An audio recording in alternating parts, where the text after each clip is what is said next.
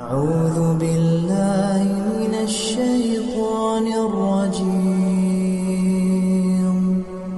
بسم الله الرحمن الرحيم جادو اور جنات ایک ایسی چیزیں ہیں جس سے کوئی بھی بندہ تکلیف میں پریشانی میں آ سکتا ہے۔ جب جادو کسی پہ کیا جاتا ہے یا جنات کا معاملہ ہوتا ہے تو اس کی طبیعت کے اندر چڑچڑاپن، طبیعت میں بگاڑ، تھکن،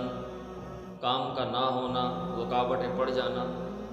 گھر کے اندر ماحول خراب ہو جانا، بے برکتی ہو جانا، یہ اس کے سائیڈ ایفیکٹ، اس کے اثرات ہوتے ہیں۔ جادو پیارے پیغمبر علیہ السلام پہ بھی کیا گیا۔ جادو کا ہو جانا یہ کوئی بعید بات نہیں، اس کا حل بھی پیارے پیغمبر علیہ السلام نے اور اللہ رب العالمین نے بھی بیان فرمایا ہے۔ اگر کوئی شخص جادو سے بچنا چاہتا ہے، جنات سے بچنا چاہتا ہے، نظر بد سے بچنا چاہتا ہے، یا اسے اس بات کی شکایت ہے کہ مجھ پہ کسی نے کوئی جادو یا کوئی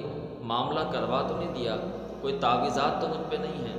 تو پیارے پیغمبر علیہ السلام کے طریقے کے مطابق آئیے۔ رسول اللہ صلی اللہ علیہ وسلم فرماتے ہیں کہ جس گھر میں سورہ بقرہ 40 دن تک پڑھ لی جائے اس گھر سے جادو ختم ہو جاتا ہے، جنات ختم ہو جاتے ہیں، نظر بد ختم ہو جاتی ہے،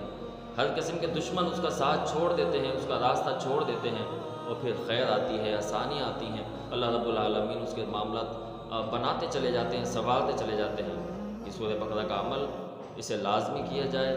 انشاءاللہ جادو بھی ختم ہو جائے گا، نظر بد بھی ختم ہو جائے گی، جنات کا سایہ ہے یا کوئی آسیب زدہ معاملہ ہے، اللہ تعالیٰ سب سے نجات عطا فرما دیں گے۔